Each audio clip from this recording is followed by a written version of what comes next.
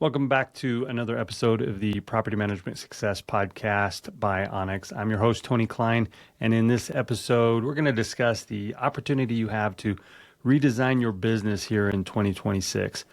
Most property management entrepreneurs think that in order to have a great business, they need to be involved in everything or that they need to do a full rebuild of the business because the business has become something that is uninspiring and causes a lot of burnout, and they just feel like the weight of the business has become so much that there's not really much they can do to move the needle to adjust and have the business that they want in 2026. But here's the truth.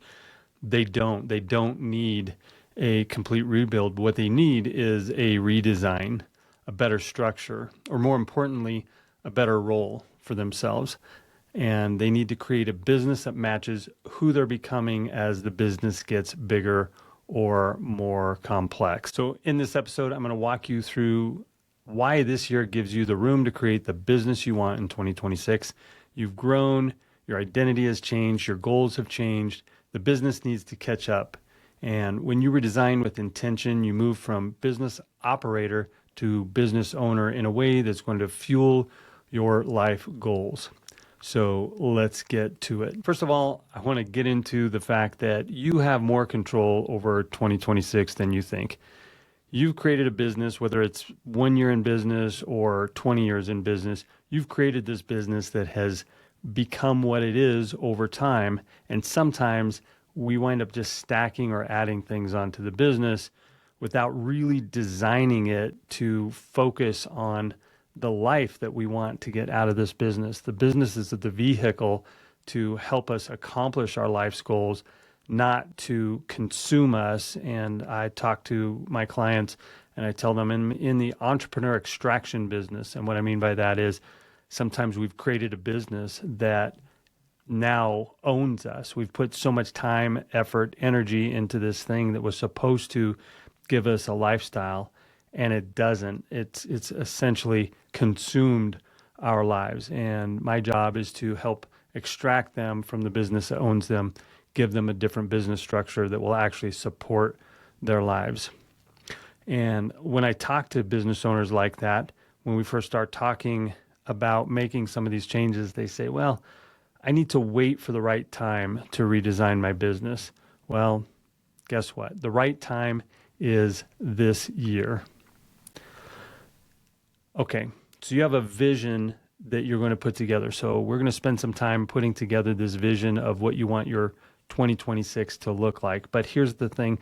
If you put the time and effort into creating this vision, what the business is going to look like on December 31st, 2026, if you put your time and effort into what's the next 12 months going to look like, or even the next 3 years going to look like, you can spend a lot of time putting that together and creating this fantasy, but the vision only matters if you can live it, if you can actually put it into play. And when I talked about doing a redesign for these companies and not a total rebuild, what I'm talking about is being really clear that we're not just rebuilding the business, but we're redesigning the business to support the lifestyle that we want. I know all of us think back to when we started our business and we think, what this business is going to do for us and how excited we are. We start adding up the income and we only need so many doors to be able to hit a certain revenue or a certain profit level. And then we start adding things. We get to the point where we need to add an employee. So we bring somebody into the team. We need to get a different software. So we add the software. And all of a sudden, this thing that was supposed to give us some freedom has really created this fence around our lives, and we want to get out of that. We want to create this business to support our lifestyle. So that's what I mean by redesigning it, not totally rebuilding it. All right, so here's why I think your current business model might feel like it's tight or like it's pressing in around you. It's because we haven't taken the time over the last few years to really sit down with a pencil and paper and get serious about what do I want this business to provide for my life. And we can get caught into going to conferences and looking at the new shiny thing, the new software, the new task management software, the new property management software, the new inspection software, or we can get caught up into, oh, if we just roll out this new service, this is going to give me something to work on, something to feel important. But here's the problem. None of that stuff is going to make the business be the business that you want. All of that is going to just create more busy work, more infrastructure. So we're going to focus on what happens when your identity grows faster than your company.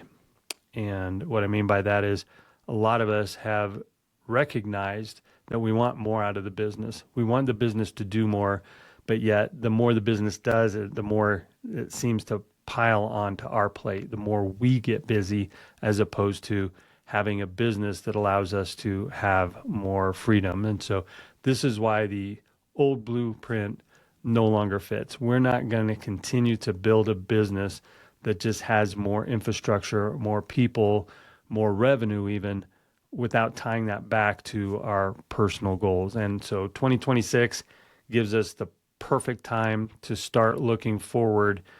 It doesn't matter if you're listening to this or watching this in the middle of the year or even towards the end of the year. You can start whenever, but a lot of people like to start their New Year's resolutions, or they like to start their annual planning at the first of the year. And so that's why we're digging into this topic today. So here's how we're going to really get clear and create this life that we want, that's fueled by the business that we create. Number one, we're going to define the life that you want. And that is really hard for a lot of people. A lot of people are more comfortable in the noisy activity of the business than sitting in a room for 3 or 4 hours with a notepad and a pen saying, this is what I want out of life. This is what I want to achieve, or this is what I want to have, or this is what I want to share, or this is who I want to be. It's really, really hard for most people to sit down and describe that, because number one, they want to know, do I deserve it? And number two, what if I don't get it? Will I feel like a failure? Will I feel like a fraud? It doesn't matter. This is your life. Let's define it. Let's put down on paper what you want out of life. Once we do that, then we can start to look at, okay, how does this business fuel that life that we want to achieve? And part of the way we do that is we get really clear on what is the role that you need to have in your company to pull that off. Clarity in the role that you own is super important. You cannot get sucked back in to the day-to-day activity. In my coaching, we talk a lot about, are you doing the $10 activity or the $100 activity or the $1,000 activity? We want you focused on doing the $1,000 an hour activity. If you get sucked back into the weeds, or you have somebody on your team that can do these things that you're now doing, number one, you are robbing them essentially from being able to do the work that you've hired them to do, to contribute to the organization. Number two, you're getting pulled into doing something that somebody else on your team can do. And I talk a lot about entrepreneurs. We should only do the things that only we can do, and we should hire out or delegate everything else. And the reason that we do that is, if we are not doing the things that only we can do, then no one is doing that. So imagine that we're on a ship and I'm the captain of the ship, or you're the captain of the ship, and you're a really good rower, and you say, you know what, instead of setting the course and making sure that we're on track and on course to where we want to go, I'm going to go sit down with the rowers because I really like it. I'm really good at it, and I'm just going to start rowing with everybody else. Well, no one now is setting the course of where we're going. And so no matter how good you row, you're not going to make it to your destination. So we need to make it really clear that this is what I do for my role. These are the things that are going to get this business to be able to provide the resources that I need to build the lifestyle that I want. The next thing we're going to do is we're going to get really clear about the boundaries that we're going to set around the work that we do and the work that we're going to entrust the rest of our team to do. We need to make sure that we provide them with all of the right tools and resources and training to be able to do the work, but then we're going to expect them to do it. We're not going to let that work come back to us. We're not going to let the delegation come up to us. We're going to create a team that does the work where we can delegate the work down to them. But when we delegate it, we need to give them the authority to make the decisions, the ownership of the outcome, and the autonomy to act without waiting for us to get back involved. And lastly, we're going to make sure that whatever we redesign with the business is tied back to our identity that we're trying to build for ourselves. As business owners, it's really tough. We're alone a lot. We don't have conversations with our team about some of the things that we're building. Sometimes we can get a little bit of that imposter syndrome where we feel like we want to achieve something, but we don't quite know if we have the ability to, or we want to stretch, we want to grow, but we can't share with our team that we feel like we don't know if we're going to get there, that we don't know if we have the ability to lead the team. And we all go through that. We all go through feeling like we're an imposter, because if you're 100% comfortable in what you do, it means you're not growing. It means you're staying in the area that you're already good at. And sometimes that's good to stay in your lane, stay focused on what you're good at. But when you're trying to grow or expand or make this life bigger than what it currently is, we're going to have to move into new territory. We're going to have to try things that we've never tried before. And we're going to feel like an imposter. We're going to feel like a fraud. And we have to just realize when we start to feel that way, that this redesign that we're doing with the business is tied back to the identity of the person that we want to be. And in order to be that person, we sometimes have to do things that we're not used to. So in order to stay focused on creating the business that will support the identity, that will support the lifestyle that you want, we have to stay focused on not adding additional projects for ourselves. So a lot of us operate on EOS. If you're unfamiliar with the term EOS, it's Entrepreneur's Operating System, and pick up the book called Traction, really help you out. But it talks about in the book creating rocks or creating quarterly projects. And that's great to create quarterly projects as long as the quarterly projects are in alignment with the vision of the future that you're trying to create, and that you become what I'll call the coach on the sidelines versus the star quarterback. You don't want to be the one that's adding projects to yourself. You want to be the one that is managing the people that are creating the projects and managing the projects. You are going to want to protect your time, and so have boundaries with the things that you are going to do and the things that you're not going to do. A lot of our clients will go through and create an accountability chart. They write down everything that they currently do, and then we try to figure out who can those items be delegated to, who can we train on the team to get that off of our plate. So if it doesn't support the new vision, it doesn't belong in your business, your company, and it certainly doesn't belong on your plate. As we grow the business, we're going to get to the processes that the business have, and we're going to want to remove some of those processes. We're going to want to remove the things that don't support this new vision. And a lot of times in business, we just wind up doing things because we've always done them. And it pulls us into doing things that we should no longer be doing as a business, but also as the leader of that business. And we're going to want to then look at our revenue and be very protective of the revenue that we create, because the more revenue we create, in theory, creates more profits. And the more profits we have, the more resources we have to accelerate our journey on the path to the lifestyle that we're trying to create. So we want to create our policies and our processes that support that, and have the processes support the vision, not scale back the vision to be in alignment with those processes.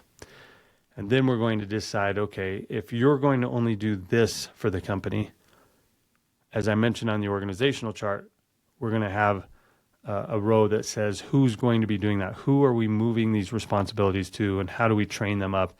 How do we get them involved? And one of the things that is really important, that as we give people additional responsibilities, we allow them to have the authority to have input on the processes, the step-by-step. Now, policy is one thing. Policy is the rules of the organization and how we win, how we play the game, the policies.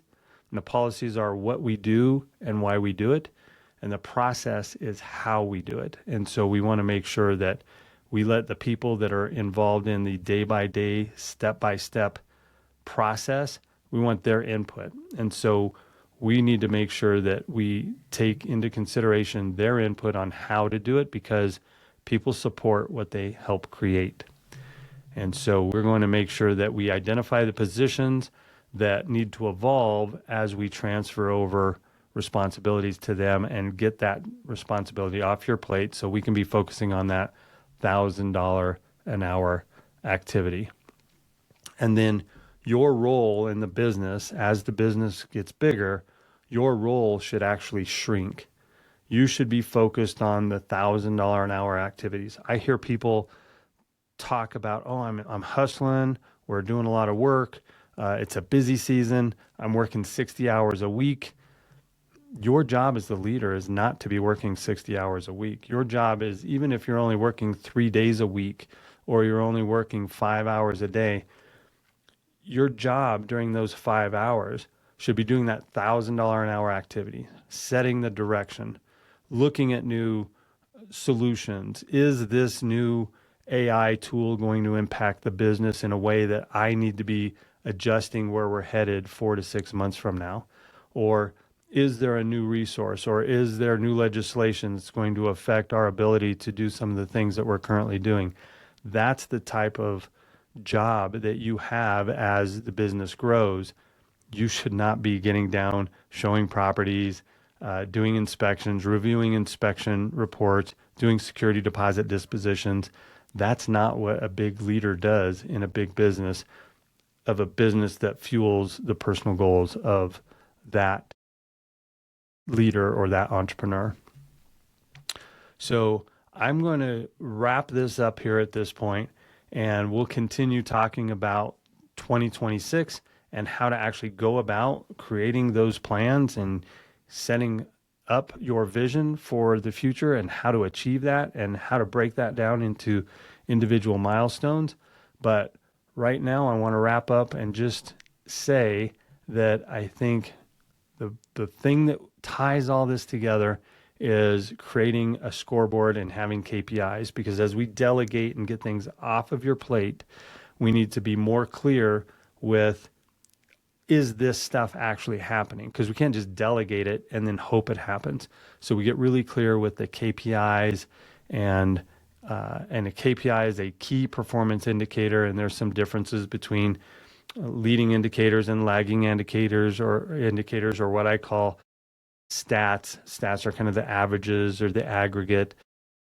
It's really hard to get your team to be able to move and make corrections around those. So we'll dive deep into that in this series of how to create proper KPIs. But the number one thing is, if you want a vision for 2026 that's different than what you had in 2025, and you want help with that, reach out, schedule a discovery call. There'll be a link in the show notes where you can reach out to me, and we can talk about how to help you create that vision to set the business up to help you achieve the lifestyle that, whether it was a year ago, 20 years ago, that you created this business or bought this business or grew this business to be able to create, so that you can have the lifestyle that you want, that you ultimately deserve. So with that, we're going to wrap it up here. 2026 is your year. I know it. I can feel it. And I want to be there to support you as you redesign the business. around the lifestyle that you want. I'll introduce you to our championship formula that we use as we help other businesses just like yours grow and help entrepreneurs just like you transform into the type of person that lives the lifestyle that they always knew that they could, that they deserve. So stay consistent, stay engaged, reach out. And with that, I'm Tony Cline, and thanks for joining me on the Property Management Success Podcast.